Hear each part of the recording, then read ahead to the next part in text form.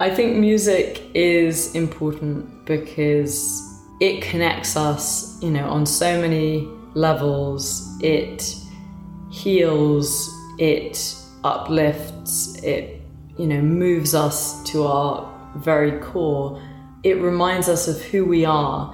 It reminds us of our humanity and that we are here on this earth to try and, contribute something, hopefully. But we're all connected. And I think music is the number one connector, whether it's you to yourself, you to another human being, cross nationalities, races, languages, genders, whatever. Music is this universal experience that we can all share and we all relate to, and we don't need to understand, and we don't need to be musical to be musical. This is the Advanced Brain Podcast with third-generation neurotechnology pioneer, entrepreneur, best-selling author, music producer, keynote and TEDx speaker, Alex Doman. Improve your mental wellness as Alex sits down with the leading thought leaders of our time about how to optimize your brain, body, and life with the latest and most powerful tools to help you reach your unlimited potential. Now, listen in and discover how to become the best version of yourself with Alex Doman. Beatie, it's so good to see you. It's so good to be here with you, Alex. I was driving here on Sunset and thinking about all of the rich musical history in LA and coming to see you and to really reflect on how much music history you're creating right now. Well, I really appreciate that. That's an incredibly nice thing to say. Yeah, it's for those of you just tuning in, I'm here with Beatie Wolfe on the Advanced Brain Podcast. Beatie is an Anglo-American singer-songwriter with an acoustic indie rock sound. That doesn't begin to describe Beatie because she's a technologist, she's an innovator, she's a writer, she's an artist in all of the best ways, and is really doing some amazing things in her young life. And I'm very excited to see where it goes, and we'll discover a lot more about Beatie as we go along here. But Beatie, I really want to first of all share how excited I am about your music and the work that you're doing. I discovered you because I was invited to speak at the Music X Tech Experience in Dublin, and found out that I was doing a panel with you and with Walter, and who is Beatie Wolfe? And I began researching you and was just absolutely fascinated.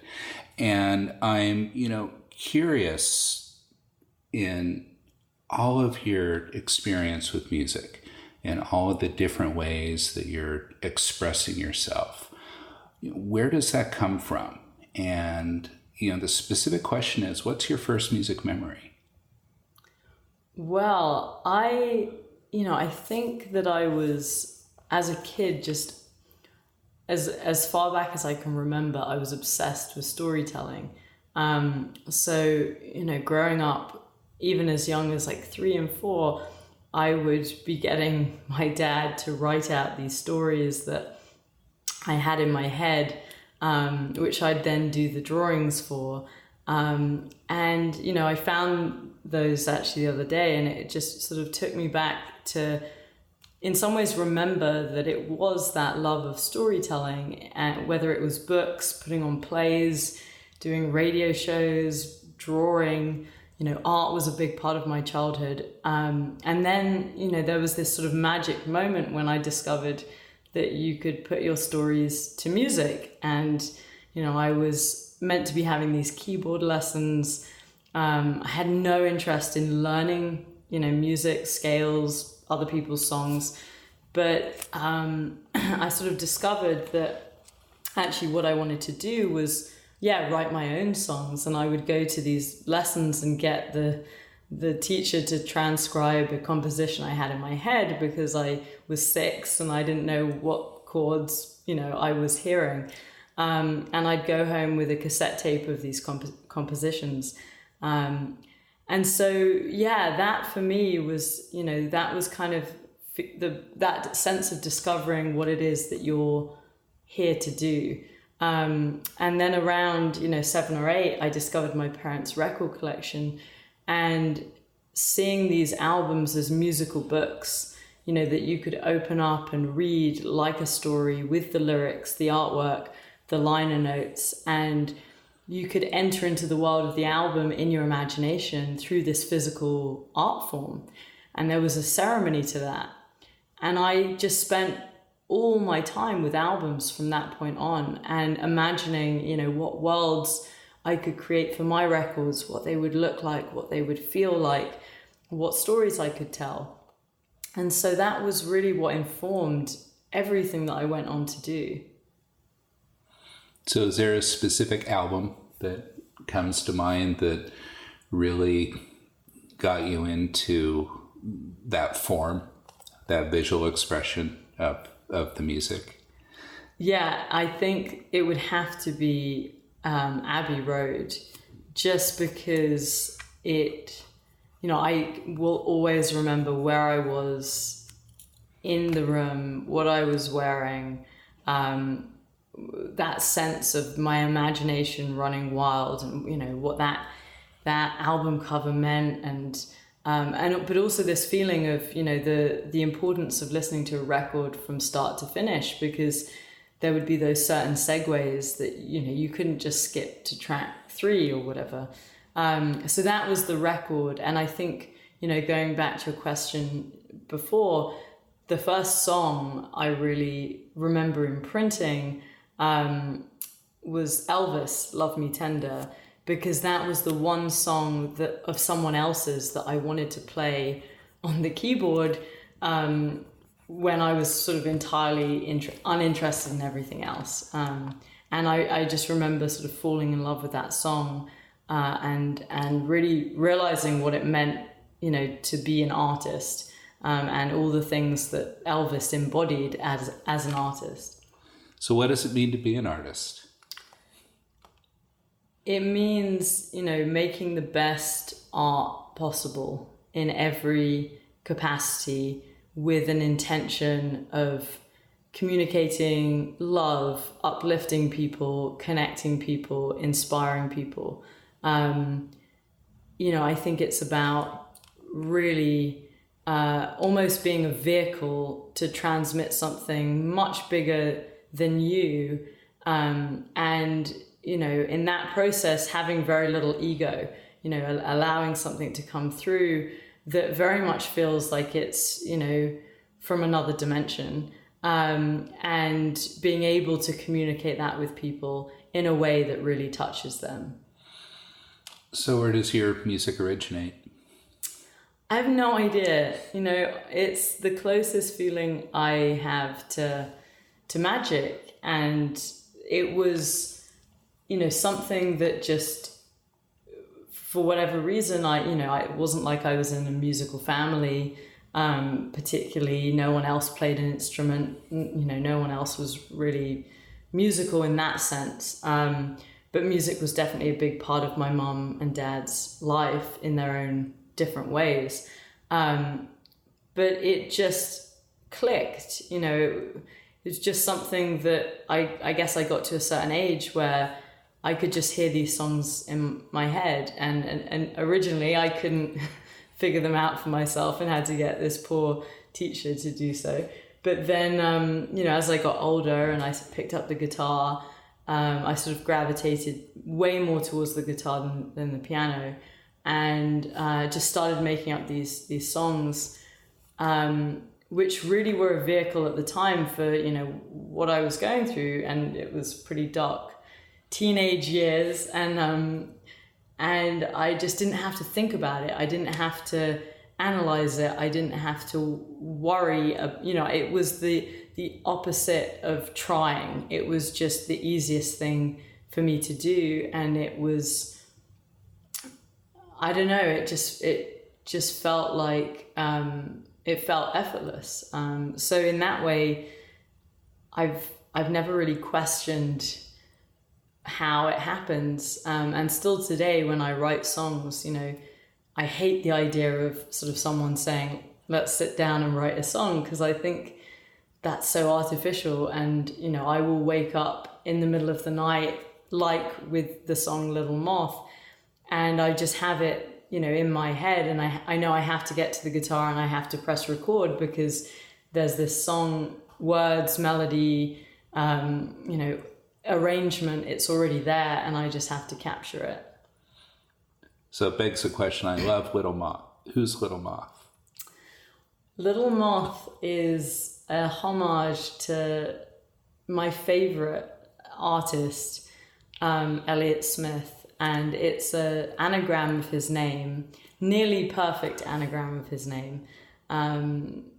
If it were a perfect anagram, it would be Little Moths, but that wouldn't work. So we had to lose an S.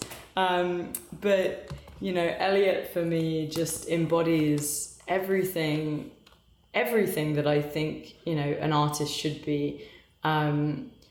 He had such an ability to be, you know, so honest with his songwriting, so real, so uncompromising in, you know, in an industry where you don't get a lot of authenticity really, particularly now. And, you know, you get a lot of artists having to compromise or wanting to compromise. You know, there's the whole ego, fame, glory side of it.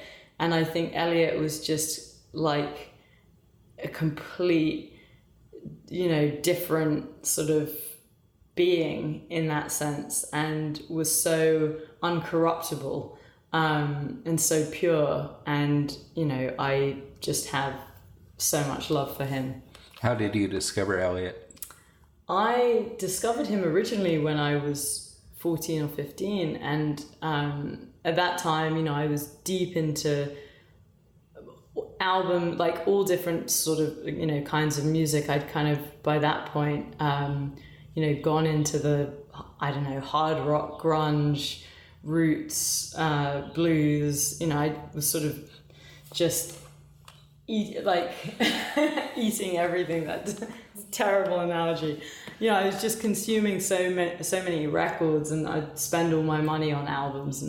And actually, Elliott, I was in a record store, and it was based on something, you know, it was kind of like, if you like this artist, you know, the equivalent of what Spotify tries to do today, but it doesn't necessarily do very well, where it was something that was in a section with some other albums I liked, and I remember just being drawn to it. And so no one had told me about him. I hadn't heard it on the radio. You know, it wasn't something that had come from another avenue. And yeah, I just sort of instantly connected with it. But actually at that time, I found it too depressing. And I think it was because of the headspace, my own headspace at that point, you know, and so it was something that I kind of couldn't handle because it was too intense.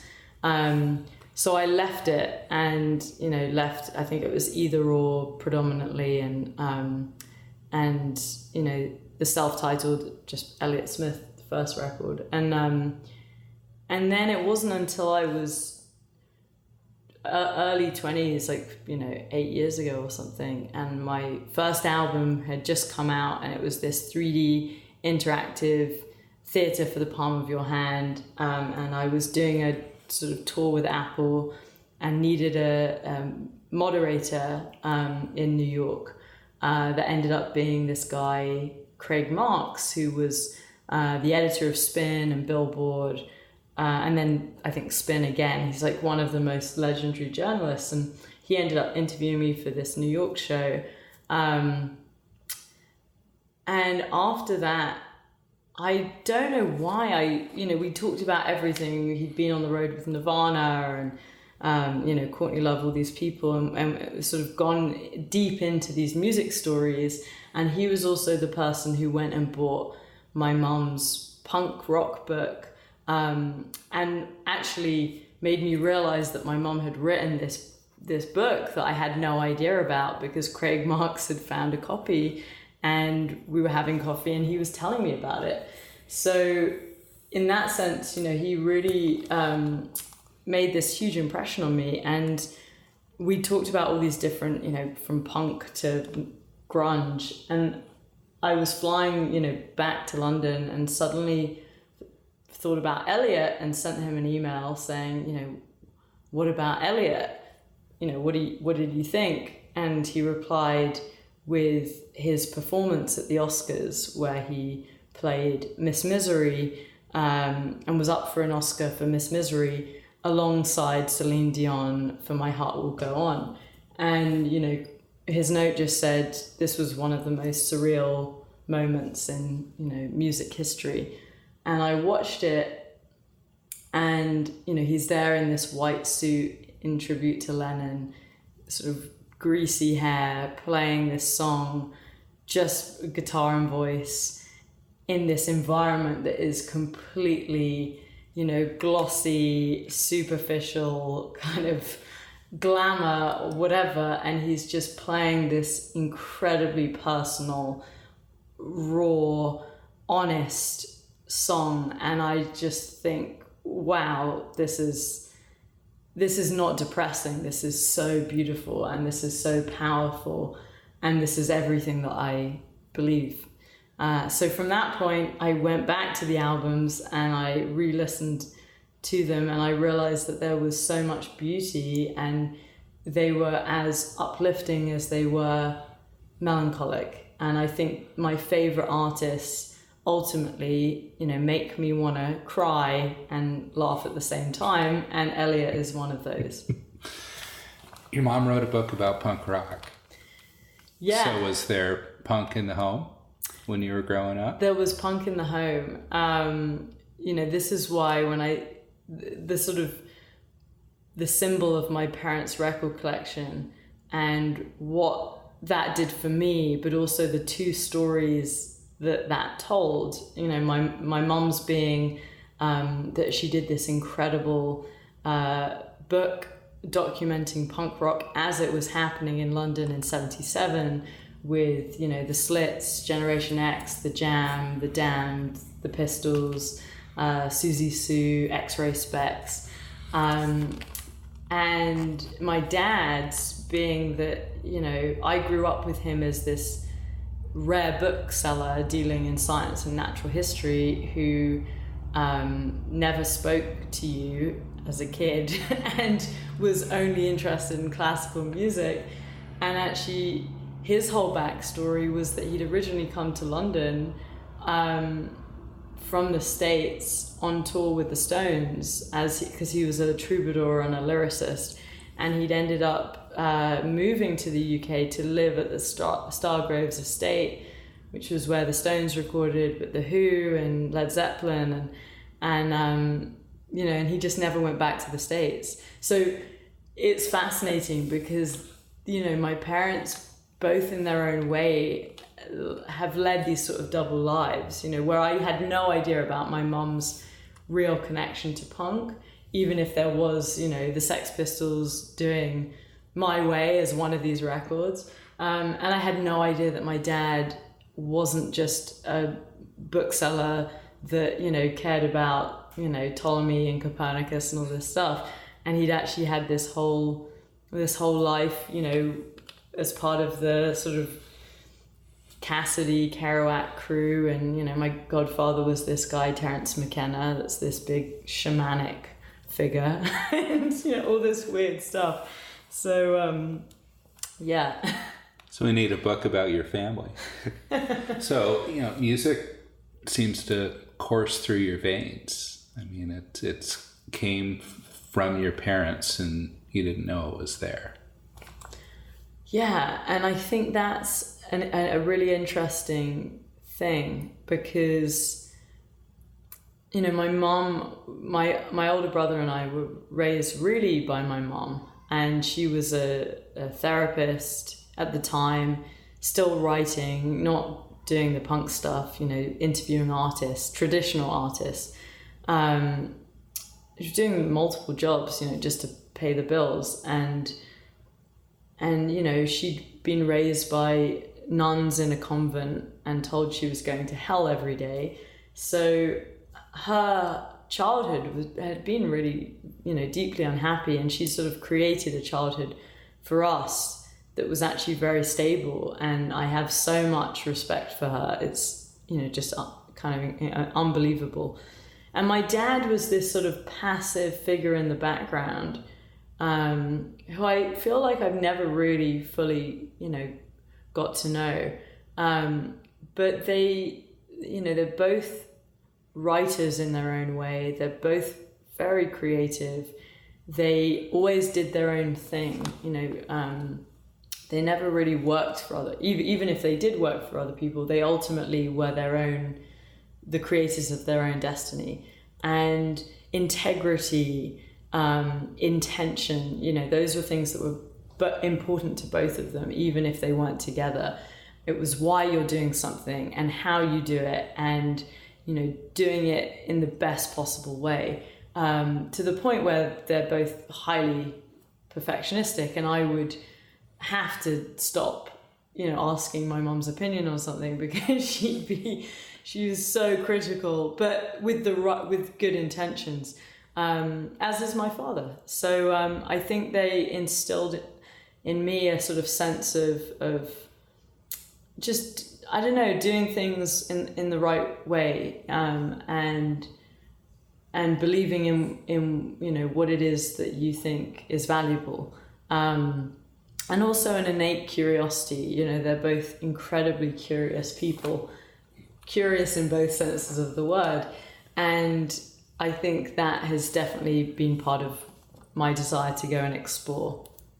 I think it starts to explain some things. As I've gotten to know you, we were together here in LA a few weeks ago, and had a lovely time, and I've been immersed in your music since. When I discover new artists, I buy every album, and I do a very, very deep dive, and I live with that artist. So you've been in our home, you've been in our cars, and Mandy, my wife, and my son Brendan, and myself were spending a lot of time with you, and you didn't know it.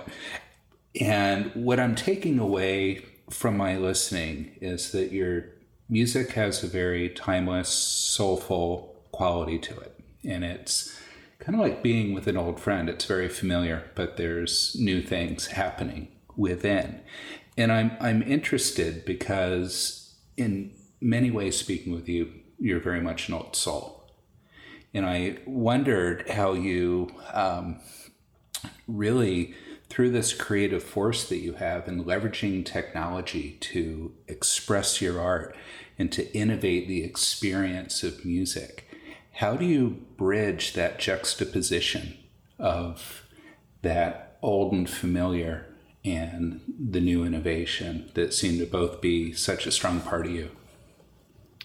It's something I guess I'm always thinking about, and I think I've been thinking about it since I was 7 or 8, and I was sitting with these records, and just as you said, it's about that deep dive. It's about spending time with something.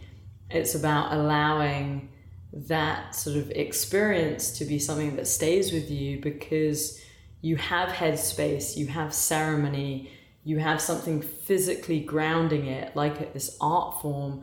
You have a sense of, imagination and playfulness. And I think all of those aspects are sort of what allows music to become part of our DNA. And so I'm, in some ways, not fearful, but when I grew up and realized that everything physical had been replaced so quickly with the digital, and it wasn't just vinyl that I loved tapes, I loved CDs, not such a mini disc fan, but I would have the same album in pretty much every format, and those were like old friends, and it was a collection that you kept returning to, so I felt like we'd missed this big opportunity to figure out a better way of combining the best of the old and the best of the new. It was like suddenly everything tangible was irrelevant, and it was iTunes and it was digital downloads, and I found that so depressing, even though there were so many good things about the digitalization of music that I'm not gonna discount.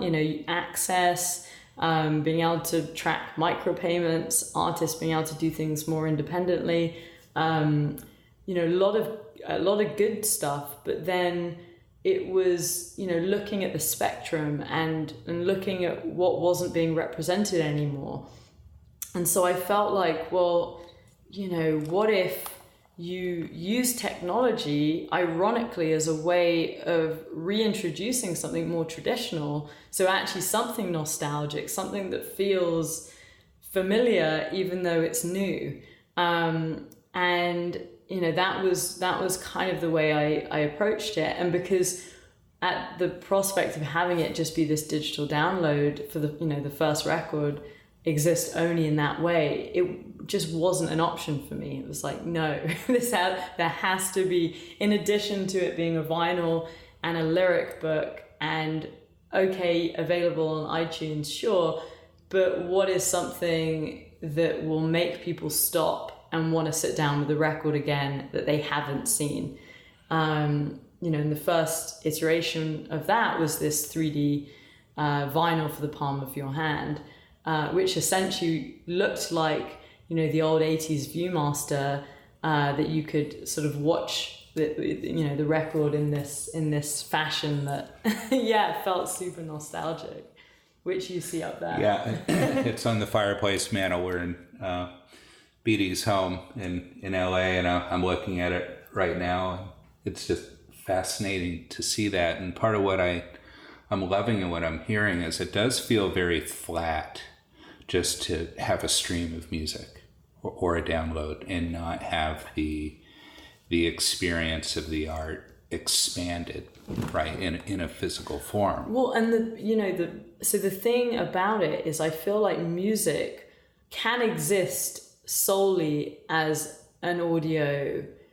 It's still physical on some level, but it can exist as that alone because music is so powerful. So it's not necessarily that it needs the presentation on the one hand, but what the presentation did was it made people present. And when you don't have presence, you don't have the ability to actually be moved, to be, taken up with something, to kind of go deep into it. And so it's almost like the presentation is a way of shifting the focus onto the music so that people can really absorb it. But I think that music stands up on its own. You listen to even like a crappy recording of, I don't know, Otis singing These Arms of Mine. You feel like the magnitude of that, music, communication, his energy, his intention, even in this terrible, shitty MP3 recording on YouTube or whatever it is. So it's more about how do you reposition music as being something that needs a deeper, more foreground experience in addition to it playing in the background, in addition to it being in the gym and, in the restaurant and all these other places that music is now background noise. Well, I think in some ways there's so much of it that it almost becomes this commodity that we take for granted. And we're not as connected to the art form as we once were. Because, I remember being a kid and saving up my money and riding my bike and going to the record store and flipping through vinyl and connecting to that cover, right? And discovering a world inside of that album. And we just don't have that experience anymore. And I love so much that you're bringing that back. Because I think that, what you touch upon is value as well. And, when we don't value things, we don't realize the worth. And, the fact that you would have to, save up your money. I did the same. And, figure out what you were which 3 albums you were going to get this time. And, and then that whole process of discovery and choosing The whole journey to even getting the music back in your home, it's that thing of, it's the stuff that people don't really think about, which is now if you don't really have to be a fan of anyone, you don't have to really invest in that person as an artist, because you're not buying, you're not kind of going on that journey in the same way. What is making us remember the value of music and art, like right now? So, Beatie, you had an American grandmother with dementia, and you played music to her. What happened? Wow, that's just come in with that one. The backstory, very briefly, was I'd discovered the work of Oliver Sacks and was reading Musicophilia as if having discovered something like Abbey Road, and just being completely mesmerized with what I was reading, and sort of in the process of reading Musicophilia, which for people that don't know is this book that documents the use of music for autism, schizophrenia, Parkinson's, dementia, looks at music as essentially medicine and something that, imprints on the brain deeper than any other human experience. And I remember thinking, honestly, what greater application of music is there than this? How can you do anything better than use music as a way of bringing people back from these extreme neurological conditions? And it sort of didn't reposition things in my mind, because I'd already had that as, what I was about, but it reminded me of something really vital.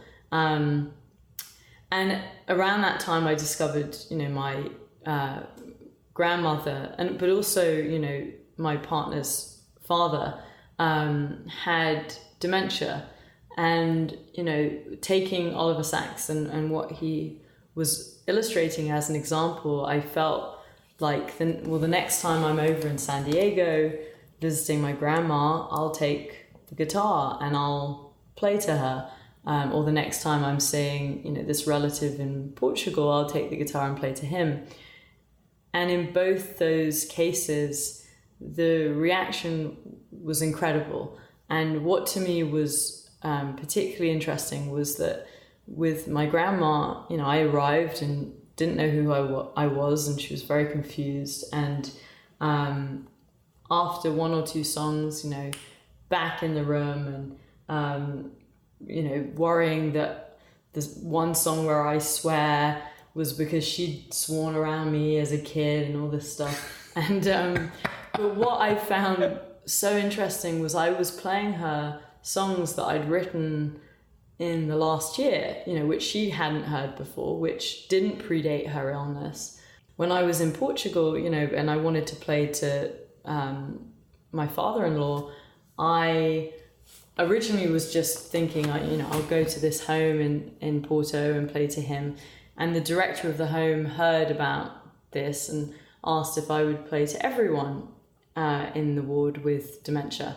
And so this ended up being 100 or so people, all with their own stories, with their in their own states. But I thought, okay, this is a Portuguese care home. Apart from this relative, no one speaks English, so I'll be playing new songs and they won't be able to follow the lyrics. So at best, I thought it's going to create a nice environment, hopefully. So yeah, of course I will. But I had no expectations. And as I was playing and realizing, wow, this just feels like any other normal performance, because people are clapping and they're sort of engaging and they're chatting with one another. And then I thought, oh, but this isn't normal in some ways. And, got to the end of the performance and the director of the home came up and said, in the 10 years I've been here, this is the best I've seen the group, which is this optimum state between, being engaged but calm, stimulated but not aggravated. And that was that moment where I felt like there was a responsibility to take this further. And, that was really the beginning of this Power of Music and Dementia research project, which then I did in the UK, and it was then picked up, by Stanford, by the American Alzheimer's Association, by Oxford.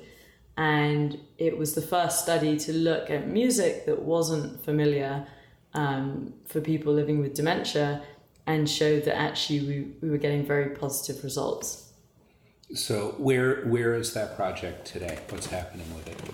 Today, it has been turned into a charity called Music for Dementia 2020, with the aim of actively getting music in all care homes in the UK by 2020. And it looks like that's going to be achieved.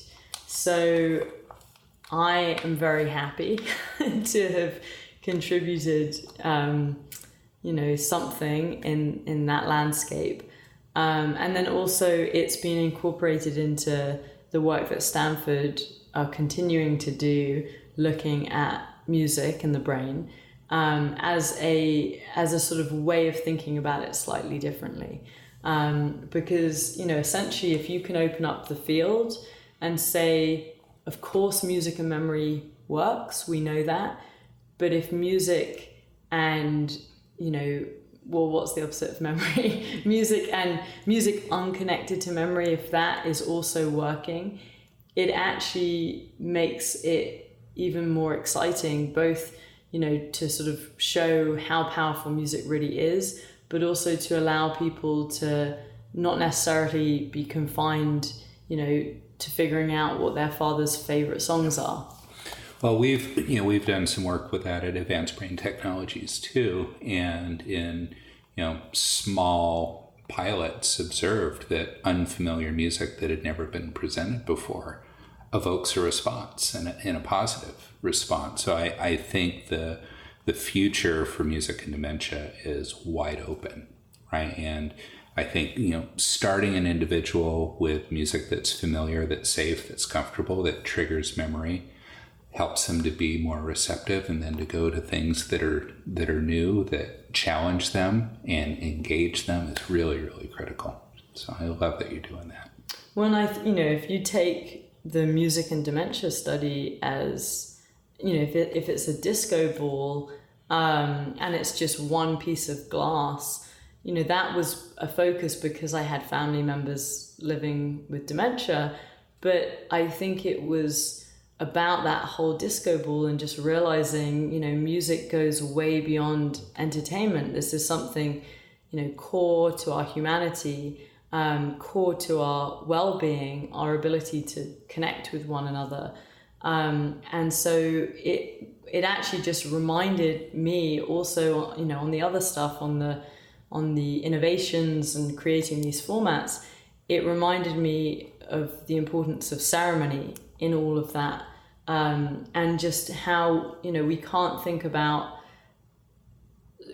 wait for ourselves to be not well to then start thinking about these things. We have to be using the learnings and applying them to us today, even if we're healthy and alert and alive. So you're creating new music now. Can you tell me a little bit about and our audience, the project that you're doing here in Los Angeles? Yeah, well, so, one project I'm doing here in LA that is probably more traditional in some ways than some of these other, roads I've gone down, is I've been recording music for the next record with this producer, Linda Perry, and we've been writing the songs together. Producer, Linda Perry. Yeah, well, this legend. She is a producer. Amazing producer. Yes. So, it's the British in me. We like to be humble and modest, to some extent. So no, it's been a very illuminating and interesting experience. And, you know, what I think has been the most wonderful about it, because for me, it's, you know, I don't care what anyone's done or how the world perceives them. Ultimately, it comes down to, do we connect? And do I think this person is a good human being? And can we do something special together? So, you know, the first session I had, I was actually about to leave because I hate the idea of, you know, sitting down and writing a song. And I'd been told, you know, by Linda that to come with songs I already had and I'd play them and we'd go through them. But then when I got to the studio, everything was live and she's like, okay, we're just going to write something and see what happens. And my first instinct was to leave. I'm glad I didn't, because what I, you know, discovered was that ability to write songs on my own in the middle of the night or, you know, wherever I was and not think about it. And I'd never had that experience with someone else where we were essentially able to tune in to something and create it in the moment in 3 minutes or 4 minutes without thinking, without effort. You know, that's how we've been writing the songs, and that feels magical. And it is magical when you do it on your own. It's not even more magical, but it's different. And there's something really special when you can do that with someone else, because it takes a lot, you know. It's not how a lot of people work. Orange juice for the ears. Where does that come from? Orange juice for the ears is a quote taken from Oliver Sacks about the power of music, in which he describes it as, you know, music can lift us out of depression or move us to tears. It is a remedy, a tonic, an orange juice for the ear. He says ear, I think ears is better. So I'm actually using orange juice for the ears as the name of firstly a documentary being made about my work by the Barbican, which comes out in October. And secondly, as this radio series I've developed for Dub Lab here in LA, that will be looking at the power of music for people I find interesting, you know, scientists, artists, engineers, most of which aren't in the field of music sound themselves, but looking at how music has played a vital role in shaping, you know, what it is that they do or what they believe in, what they love, even if they're, you know, neuroscientists. So, Beatie, why is music important? I think music is important because it connects us, you know, on so many levels. It heals, it uplifts, it, you know, moves us to our very core. It reminds us of who we are. It reminds us of our humanity and that we are here on this earth to try and, you know, contribute something, hopefully.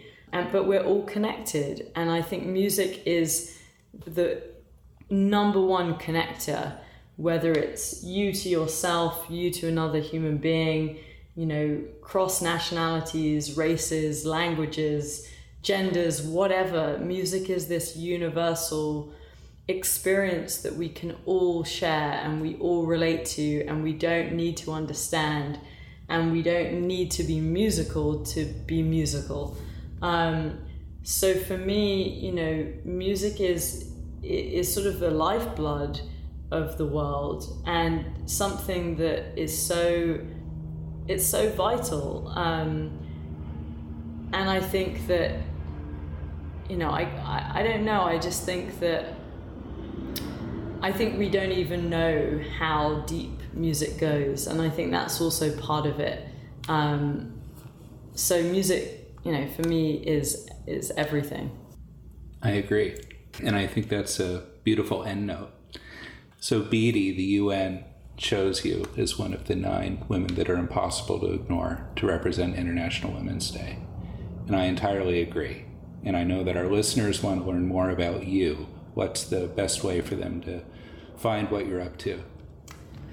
The best way is just with my name. My kooky parents gave me a name that is, I guess unique. So Beatie Wolfe, BeatieWolfe, website, social media, any of the digital streaming platforms. That's where it all is. Beatie, thank you for today. Thank you. And looking forward to our time in Dublin. Yeah, me too.